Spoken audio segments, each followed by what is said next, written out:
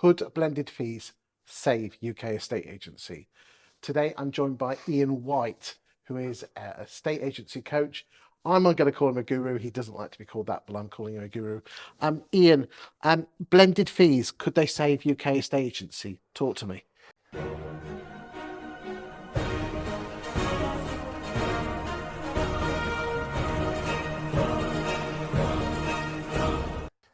Not on their own, no, I don't think so. But I think that they are going to be a very growing part of the scene. And I think that no sale, no fee has probably had its day in reality.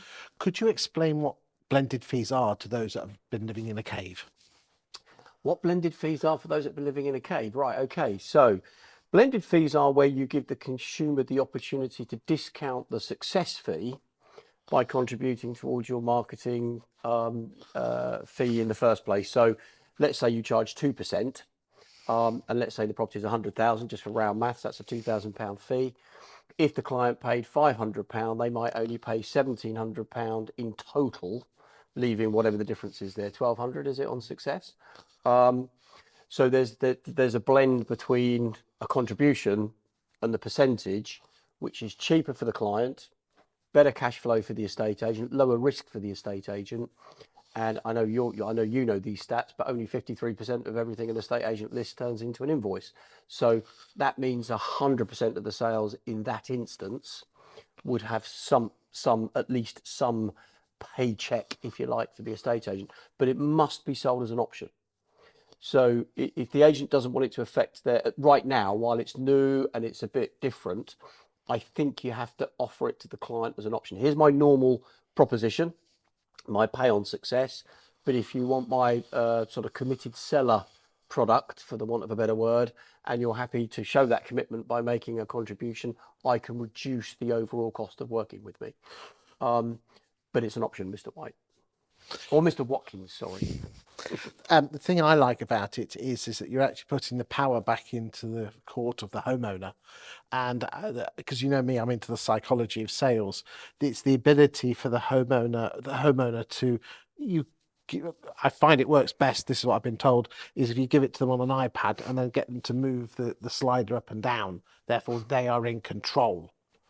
Yeah, I think that's gamification of the process. So obviously I've seen the same sliders. There's various versions of them out there where the client can actually move the slider, and the more they contribute, the lower the overall cost comes. Yeah. Right the way through to paying everything up, contributing 100%. But 100% contribution probably represents about 70% of what the success fee would have been. You'd need to work with a good FSD to crunch the numbers to make sure you're not destroying your business.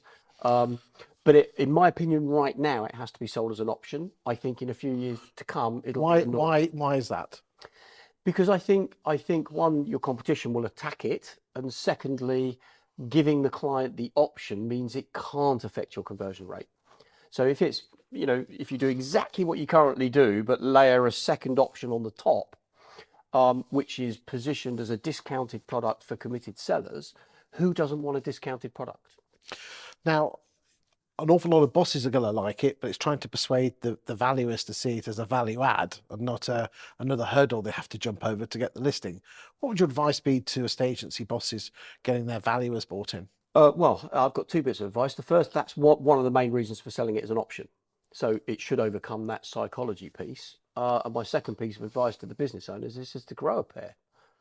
If that's what you want your business to be, and you're fed up marketing 50% of the instructions and spending X, Y, Z pounds to put them on the market for no return, and you're allowing your workforce, the tail to wag the dog, that's down to you.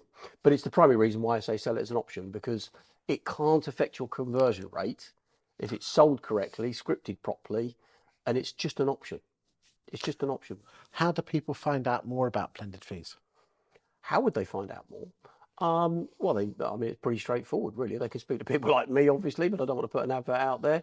There's lots of people starting to use it in the space now, so you can get hold of the forums and have a look and ask around who's successfully using blended fees.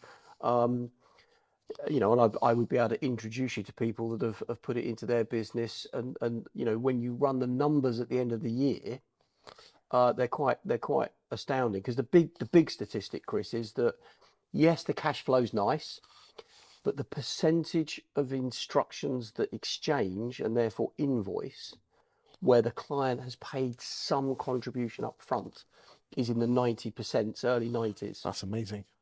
So it's not necessarily about just cash flow, it's about changing the commitment of the seller.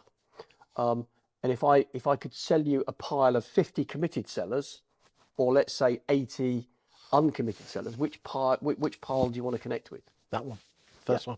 So that's how you do it. Thank you for your time today, Ian. Thank you very much.